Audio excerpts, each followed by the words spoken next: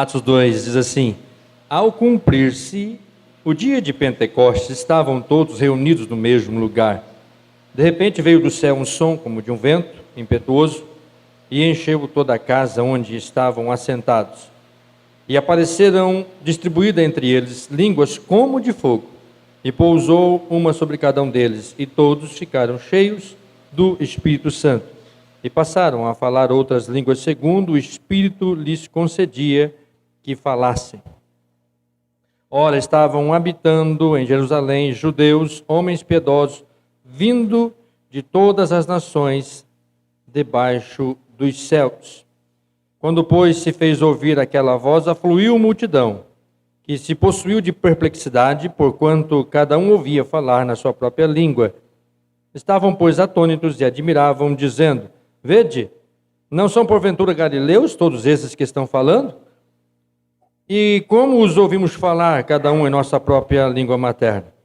Somos partos, medos, elamitas, e os naturais da Mesopotâmia, Judéia, Capadócia, Ponto e Ásia, da Frígia, da Panfilha, do Egito e das regiões da Líbia, nas mediações de Cirene, e romanos que aqui residem, tanto judeus como prosélitos, cretenses, arábios, como os ouvimos falar em nossas próprias línguas as grandezas de Deus? Todos atônitos e perplexos interpelavam uns aos outros: que quer isto dizer? Outros, porém, zombando, diziam: estão embriagados. Então se levantou Pedro com os 11 e, erguendo a voz, advertiu-os nesses termos: varões judeus e todos os habitantes de Jerusalém, tomai conhecimento disto e atentai nas minhas palavras.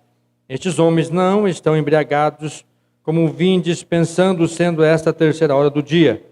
Mas o que ocorre é o que foi dito por intermédio do profeta Joel. E acontecerá nos últimos dias, diz o Senhor, que derramarei do meu espírito sobre toda a carne. Vossos filhos e vossas filhas profetizarão, vossos jovens terão visões e sonharão vossos velhos. Até sobre os meus servos e sobre as minhas servas derramarei do meu espírito naqueles dias, e profetizarão. Mostrarei prodígios em cima no céu e sinais embaixo na terra: sangue, fogo e vapor de fumaça. O sol se converterá em trevas, a lua em sangue, antes que venha o grande e glorioso dia do Senhor. E acontecerá que todo aquele que invocar o nome do Senhor será salvo. Amém? Nós já oramos. Graças a Deus que assim seja. Irmãos amados, talvez o tema mais propício para se falar hoje para a igreja contemporânea, sobre o derramar do Espírito Santo. Entender isso, vivermos isso. Nós temos diante de nós uma realidade de cristianismo muito esquisita, na verdade, com relação às Escrituras.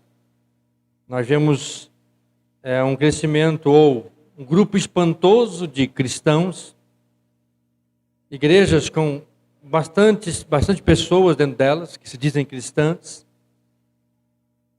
mas ao olharmos para a maioria das igrejas, nós percebemos que são grupos reunidos, mas parece que vivem, aquele grupo caminha sem o Espírito Santo. E isso é assustador, porque às vezes pode acontecer grupos se reunirem, terem nome de igreja, mas não tem o Espírito Santo. É só um grupo reunido, usando partes da Bíblia, e ali clamando, e às vezes recebendo alguns milagres, enfim. Mas grupos inteiros, comunidades inteiras, que talvez não poderiam nem ser consideradas como igreja. E estou falando não estou falando de seitas não, estou falando de igreja mesmo. Que tem nome de igreja, como que as igrejas de Éfeso, né? Tem nome de que está vivo, mas está morta. A igreja sem a plenitude, sem o poder do Espírito Santo, sem desfrutar do Espírito Santo, é uma igreja mundanizada, é uma igreja que não tem autoridade no mundo espiritual, não tem autoridade para chamar o mundo ao arrependimento. E esses são os caracteres da igreja contemporânea. É assustador você parar e pensar sobre a igreja. E é assustador parar para pensar na nossa vida espiritual, às vezes. Nós acabamos de ler um texto que o Espírito foi derramado.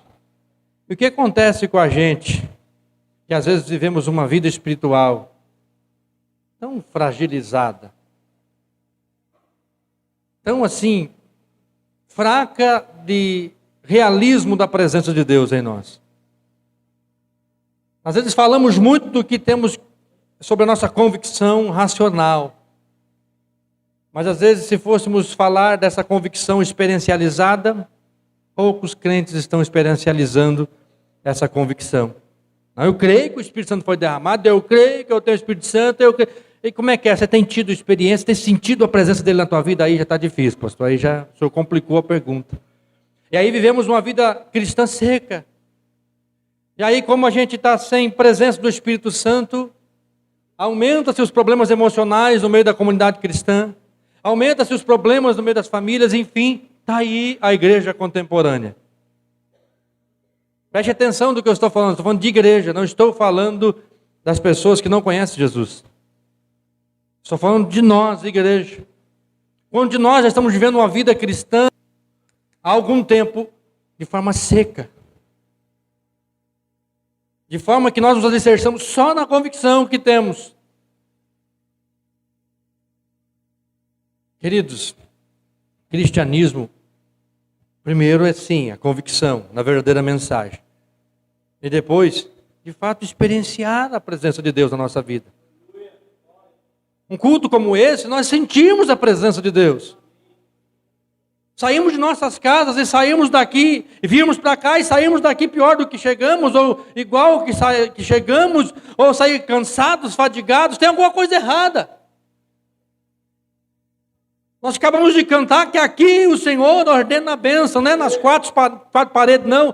É porque Ele ordena a bênção onde o povo de Deus está clamando a sua presença. Só que às vezes a gente já vem para o culto cheio de seletividade na nossa alma. Nosso senso crítico está tão alto que nós não conseguimos nem sentir a presença do Espírito Santo no culto. Mas não tem que ter senso crítico, pastor? Tem que ter, ué. Lógico que tem. Ouça tudo e retém o que é bom. Mas o problema é que nós estamos vivendo um tempo em que nós estamos indo para os cultos e estamos saindo seco dos cultos. E estamos ouvindo a palavra. O texto que nós lemos está no livro de Atos.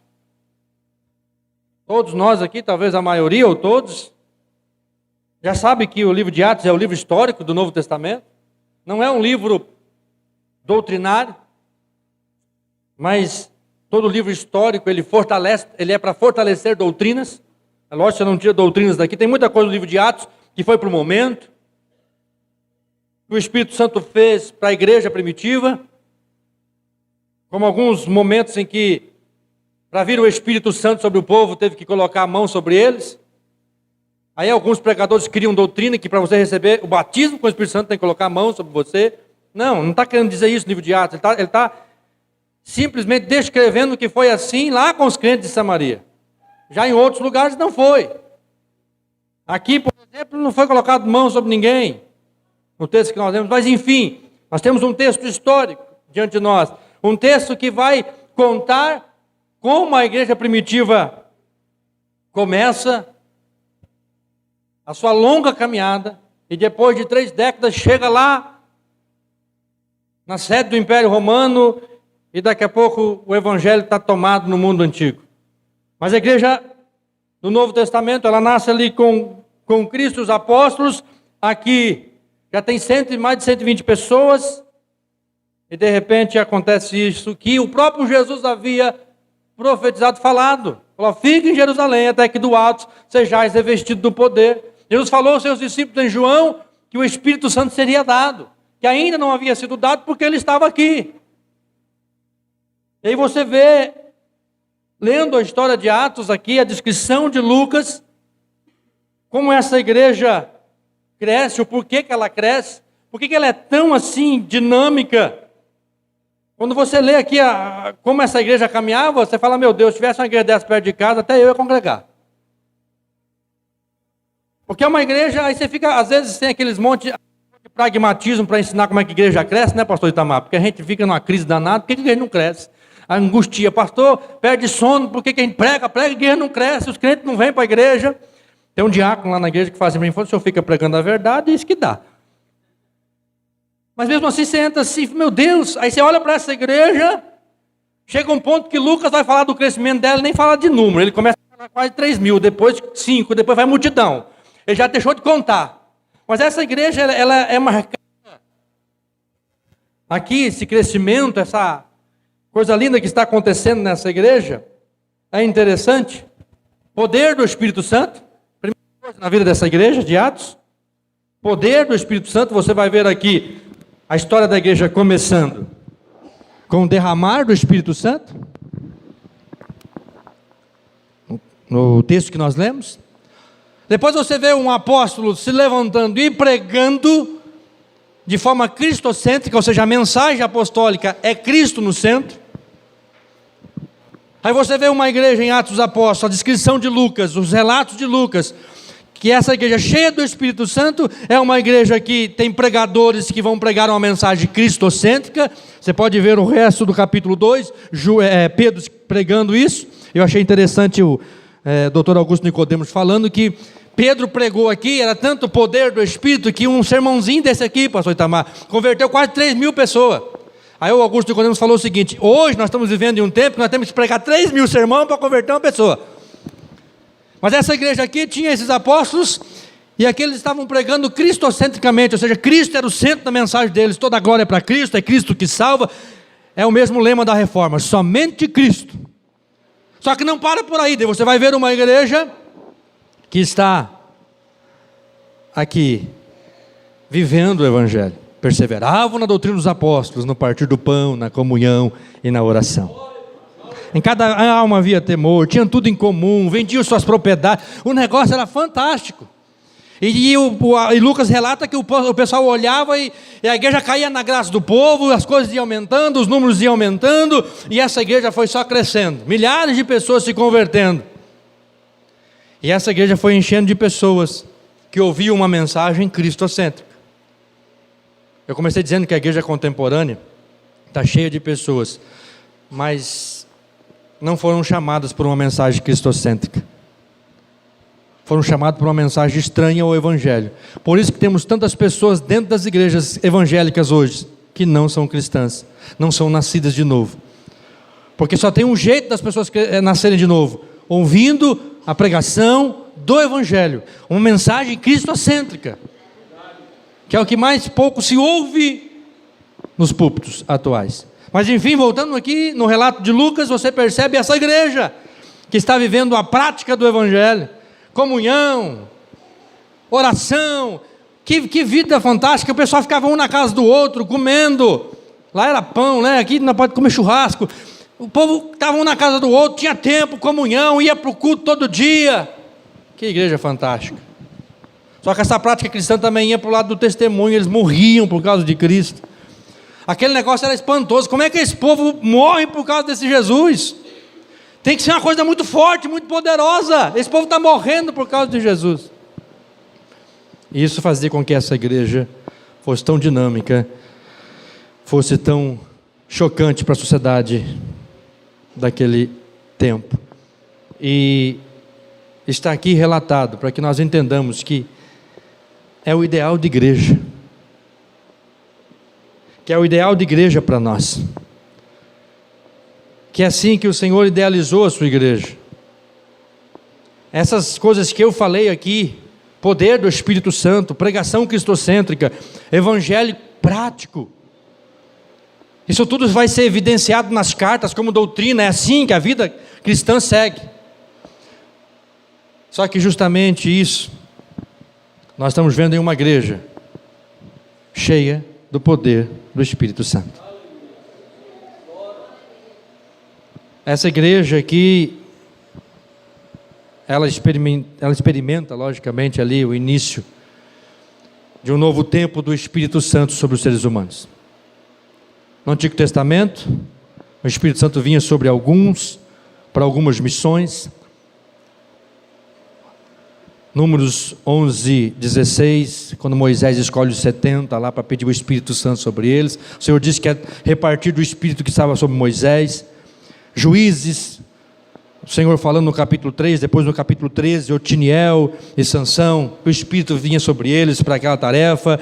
Depois Samuel 16, veio sobre Davi, o Senhor derramou seu Espírito, e assim por diante. Lá em Lucas 41, capítulo 1, 41, quando o Espírito Santo vem sobre Isabel, porque ela vê Maria com Jesus ali está grávida, e João Batista, que era muito pentecostal, começou a dar glória no ventre de Isabel, e o Espírito toma ela, né? Enfim, o Espírito Santo no Antigo Testamento era assim, ele estava desde a criação até ali João Batista, vindo sobre alguns e capacitando para um serviço. E o povo de Deus assim caminhava no Antigo Testamento. No Novo Testamento, as promessas dos profetas, como foi lido aqui pelo pastor Cleus no começo do culto, Isaías 44, depois Ezequiel 36, aí Joel capítulo 2, verso 28, profetizando que chegaria o tempo em que esse Espírito Santo que vinha sobre alguns ali, na época de Israel, viria sobre toda a carne, seria trazido para a multidão, não ia ser só para uma nação, geograficamente, culturalmente, não, ia ser para todas as culturas, línguas e nações. Era a promessa do Espírito Santo. E aí nós vemos aqui na igreja de Atos, essa igreja que eu citei, acabei de dizer para você, o Espírito de Deus sendo derramado. E aí o Espírito de Deus vem em um dia em que os judeus estão fazendo festa, dia de Pentecostes, 50 dias depois da Páscoa, festa das colheitas. O povo estava festejando, era alegria, estava a família juntos, festejando também, lembrando que foram um dia libertos lá do Egito, enfim, era uma festança, muitos dias de festas. Pentecostes era uma das 3 grandes festas de Israel, e ali estava, e Deus escolheu esse dia. Ele havia dito para o povo: fica aí, que eu vou derramar do meu Espírito. Aleluia. E quando o Espírito de Deus é derramado sobre essa igreja, tudo muda. Tudo muda. Se você ler o capítulo 1 de Atos, você vê uma igreja reclusa, guardada, escondida, resolvendo seus problemas internos. Tem hora que eu olho para a igreja de Atos do capítulo 1 e falo: rapaz, está parecendo umas igrejas que eu conheço. Tem umas épocas assim que parece a igreja que eu pastorei, ali resolvendo os trem dentro dela, elegendo não sei quem. Aqui ele estava elegendo Matias, eles estavam preocupando para eleger um outro novo apóstolo, eles estavam preocupando com as coisas lá e tal, orando, mas aquela igreja pacata, parada, escondida. Só que o projeto de Deus para a igreja, ou para a igreja funcionar, para existir igreja de verdade, eu estava lendo algo e J. Packer, ele fala isso, um teólogo, ele disse que se não fosse o Espírito Santo, não teria igreja, não teria cristianismo, não teria crente, não teria novo nascimento. Tamanha a importância do Espírito Santo. E aí a igreja está aqui, esse grupo de pessoas, um grupo de israelitas, de hebreus aqui, que ouviram falar de Jesus, viram Jesus ressuscitado, mas estavam ali esperando, orando, até que vem o Espírito Santo e de fato começa a igreja do jeito que Jesus queria. Porque a igreja passa a existir de fato, a igreja do Novo Testamento, ao meu ver, do jeito que Cristo queria, com o Espírito Santo. Porque o impacto que o Espírito Santo traz à igreja, aos apóstolos, é a confirmação da fé deles, a confirmação que de fato Cristo ressuscitou e foi assunto aos céus. Porque ele diz: olha, eu vou morrer, eu vou ressuscitar e eu vou subir, quando eu estiver lá, eu vou enviar o Consolador. Então encheu o coração deles de convicção: o Senhor está sentado no trono, à direita do Pai. Ele enviou o Consolador. E o Espírito Santo vem então sobre a igreja. E acontece esse evento. Esse evento foi único, irmãos. O dia de Pentecostes, o derramamento do Espírito aqui, dessa maneira de Atos, foi único. Às vezes nós usamos a expressão: o Espírito foi derramado nessa noite aqui, vai ser derramado. A gente usa essa força de linguagem ou expressão.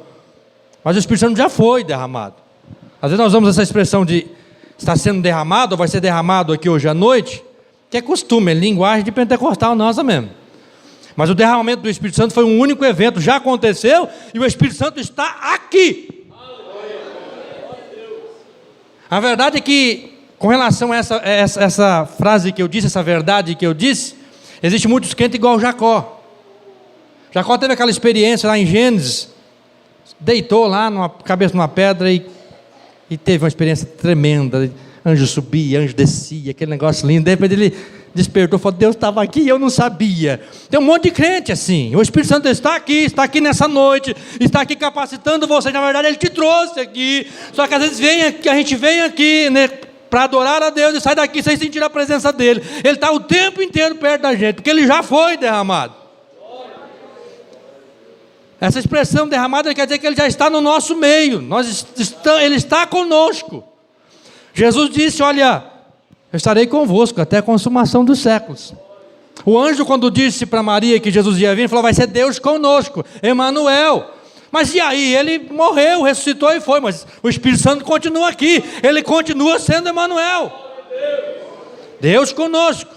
O Espírito Santo foi derramado, está aqui, está na vida dessa igreja. Aí você olha aqui, o Espírito Santo foi derramado. Essa igreja aqui, de Atos dos Apóstolos, a igreja primitiva, eles estavam vivendo isso.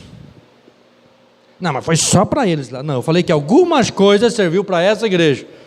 Mas essa dinâmica, essa alegria, essa comunhão, esse dinamismo, não é só para a igreja de Atos, é para a igreja contemporânea também. O Espírito Santo foi derramado para isso, para cuidar da igreja, para caminhar com a igreja, para cuidar da noiva do Cordeiro.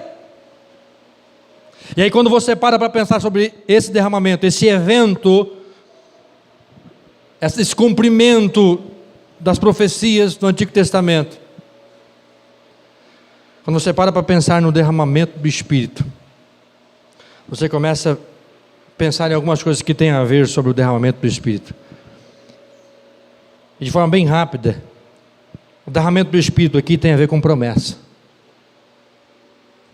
O Senhor usa seus profetas para prometer isso. Eu vou fazer isso. Eu vou derramar o meu Espírito.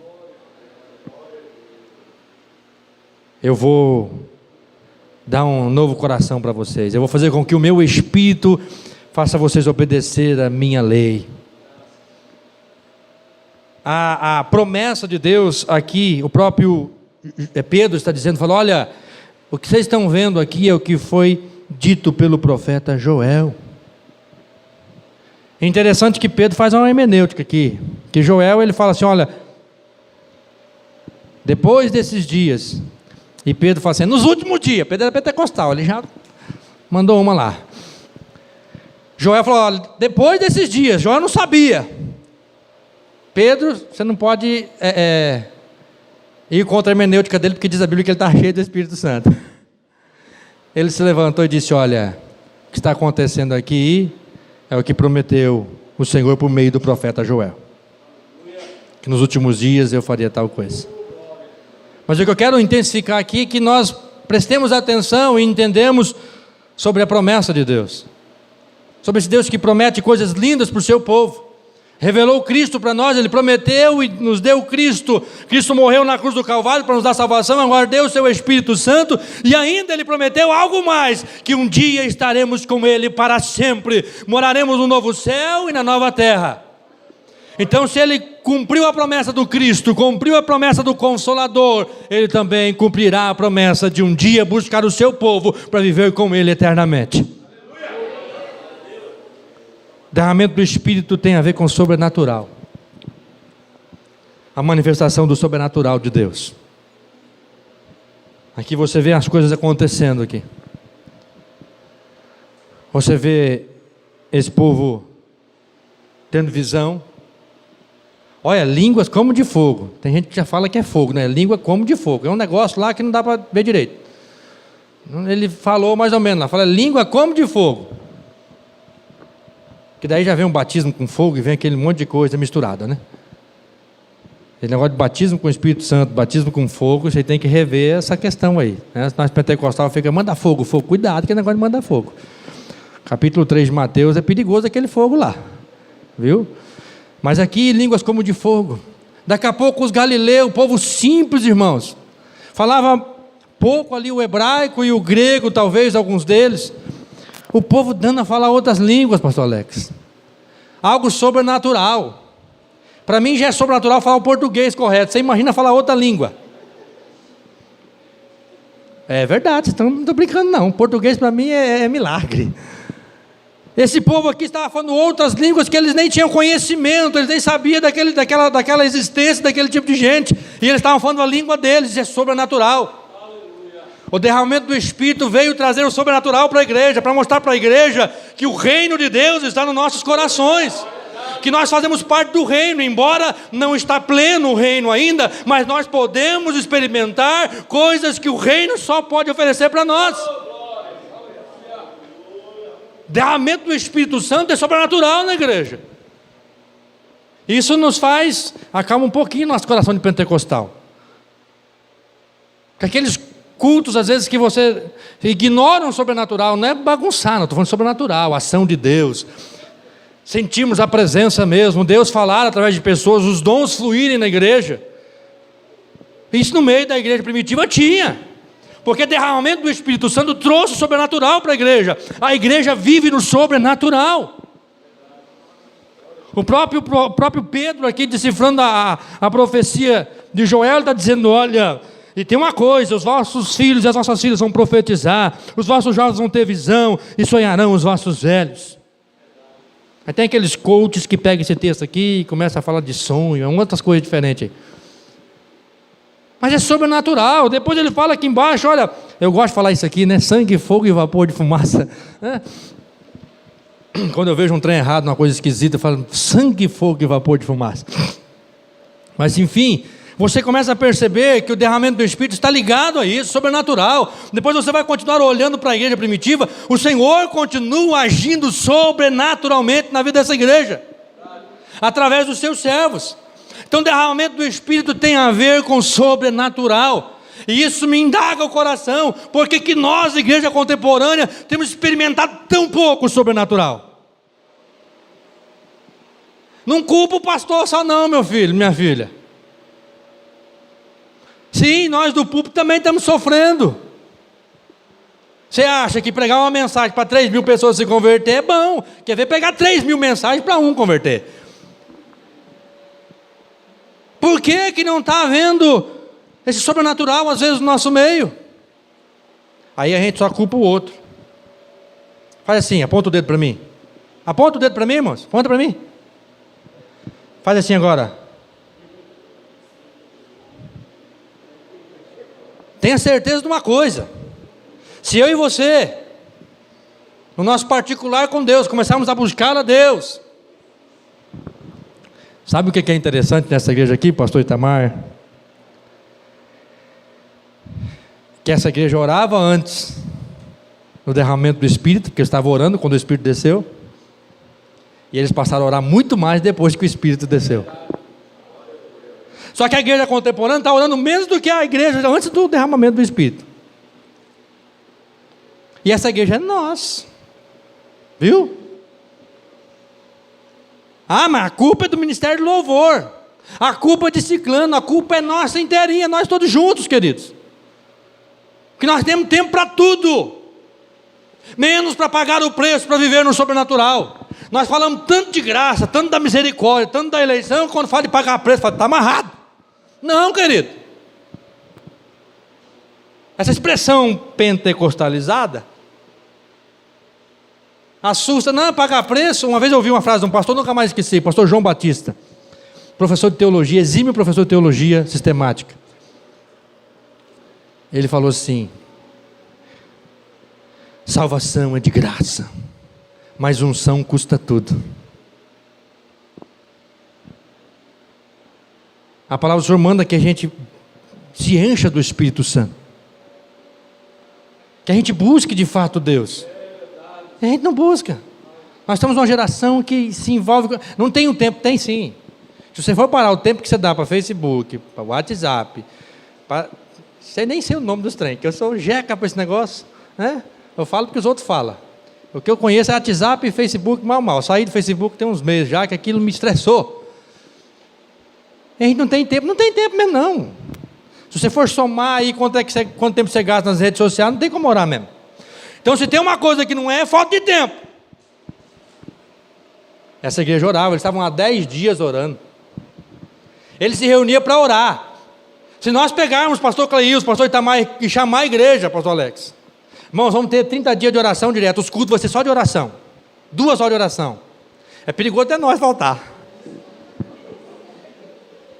Sangue do cordeiro. Esse pastor está doido. Já viu a história de um pastor batista?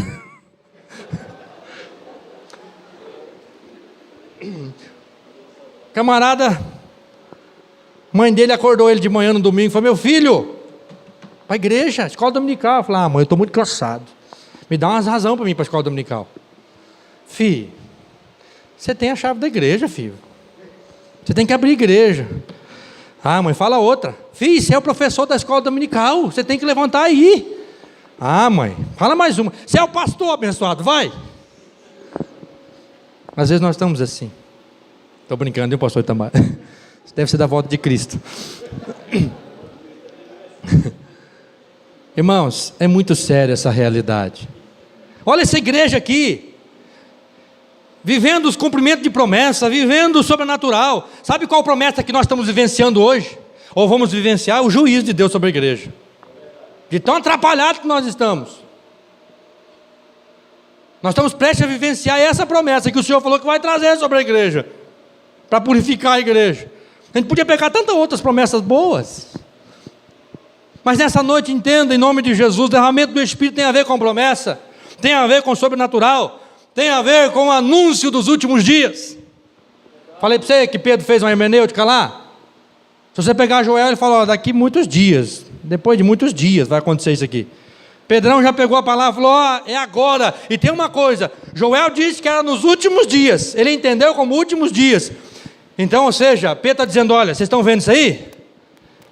Esse evento, inaugurando de fato a igreja, digamos assim, usar essa expressão, está inaugurando também o que os teólogos chamam de escatom, o início dos últimos dias. Derramamento do Espírito tem a ver com isso. Então, quando o Espírito está agindo no meio da igreja, pode ter certeza de uma coisa: há um sentimento dentro da igreja, um desejo de que a volta de Cristo aconteça. Agora, uma igreja que tem pouca ação do Espírito Santo não pensa na volta de Cristo. Uma igreja que o Espírito Santo não está ali dirigindo, é uma igreja mundanizada, é uma igreja que pensa muito nessa vida, que quer cuidar dos seus prazeres, que quer ser agraciada com essas coisas dessa vida. Não pensam, tem até medo de falar dos últimos dias. Eu conheci um indivíduo que ele dizia para os irmãos, os presbíteros, ele falou: não prega sobre negócio de volta de Jesus não, que assusta as pessoas. E a igreja do cara era cheia, pastor Itamar. Chega, me deu depressão quando eu vi aquilo. Eu falei: meu Deus do céu, como é que pode? Como é que o povo gosta disso? Ou seja, a igreja fica ali, os pastores saíram do lugar e entrou um coach, para te dar algumas orientações para você viver bem aqui, ganhar seu dinheiro e para ser um miserável, porque a Bíblia diz que aquele que espera só nessa vida é o mais miserável dos homens. Agora, uma igreja que vivencia o derramamento do Espírito Santo, ou seja, desfruta disso que já foi dado, é uma igreja que sonha, que deseja a volta de Jesus. Aqui é o nome da igreja: volta de Cristo. E às vezes você e eu estamos tão preocupados com essa vidinha, que esquecemos que existe uma promessa que vai se cumprir. Tinha uma música secular muito antiga, que não era quente na época, era uma música gaúcha, que dizia assim: essa vidinha tão boa vai ter que terminar, porque está chegando o homem caçador de Marajá, na época do Collor. Crentes, essa vidinha vai acabar, que está chegando o homem, o anticristo, o filho da iniquidade, o homem da iniquidade, para acabar com essa vidinha boa desses crentes, que quer só encher o ventre deles aqui. Nós não temos que encher o nosso ventre, preocupar só, não estou falando de comida não, encher a nossa vida carnal, nós temos que encher a nossa alma da presença do Espírito Santo. Eu tenho angustiado, irmãos, porque às vezes é tanta tarefa que a gente arruma. Então eu falo: meu Deus do céu, que arrumação, que tanto ativismo. Vocês pensam que pastor vive só orando, né? Precisava. Só que a gente vive fazendo tanta coisa, tanta tarefa, é tanta leitura, é tanto estudo, é tanta construção, um monte de... Meu Deus, esse dia eu falei, Senhor, tem misericórdia da minha alma, eu quero aceitar Jesus. E aí a gente fica aí, esquecendo que a volta de Cristo está bem pertinho de nós. Jesus não vai voltar hoje à noite não, isso pode ter certeza. Pelo menos nas nuvens não, pode ser morrer ou eu. Agora vocês não riem, né? Você pode partir dessa para Mió, se você estiver em Jesus. Mas essa noite ele não volta em glória não, porque o anticristo tem que assumir ainda. Ontem eu ouvi uma coisa parecida com isso, o pastor falou, olha, hoje pode ser sua última chance, Jesus pode voltar hoje à noite. Eu falei, não volta não. Hoje não. O anticristo tem que manifestar ainda. A igreja tem que ser perseguida ainda. Nós vamos ter que dar uma raladinha. Precisa converter um melhor. Mas queridos, tem a ver com promessa sobrenatural. Anúncio dos últimos dias. E deixa eu acabar por aqui que, crê em Deus, Pai, esse relógio, queima aquele relógio lá, irmão, não é de Deus não. Capacitação da igreja. Não vou entrar no tema dos outros aí. Pastor Alex tem que pregar isso amanhã. Derramamento do Espírito tem a ver com capacitação da igreja. Sem o Espírito Santo, irmãos, nós não servimos a Deus. Sem o Espírito Santo nós não cultuamos. O Espírito Santo é quem nos capacita a ser crente. Por isso que às vezes a gente está sendo uns crentes na nossa prática meio lá, meio cá. Não é por culpa do Espírito Santo, é porque nós buscamos um pouco Ele.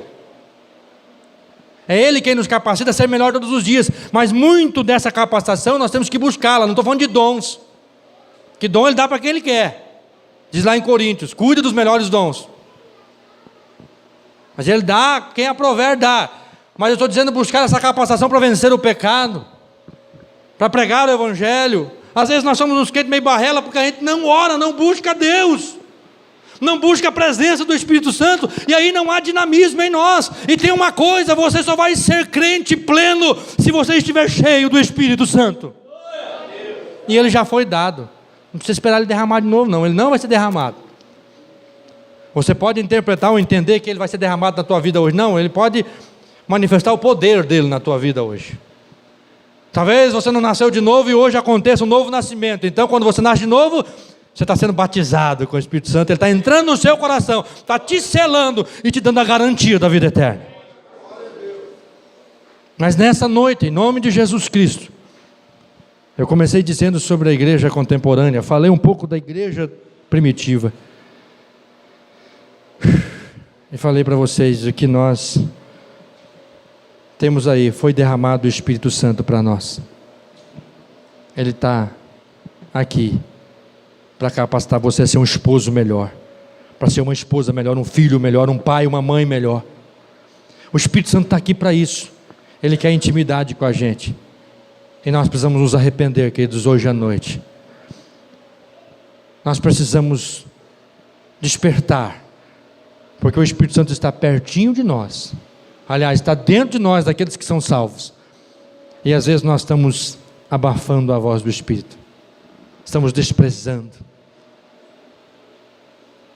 Você quer a soberania? Sim, mas tem coisas que o Espírito Santo está permitindo que nós façamos. Está lá em Tessalonicenses, não apagueis o Espírito. Às vezes a nossa atitude, a nossa falta de santidade, vai criando uma crosta de dureza em nossa consciência. E nós ficamos esses crentes gelados que nós estamos vivendo nessa época. Fique de pé em nome de Jesus.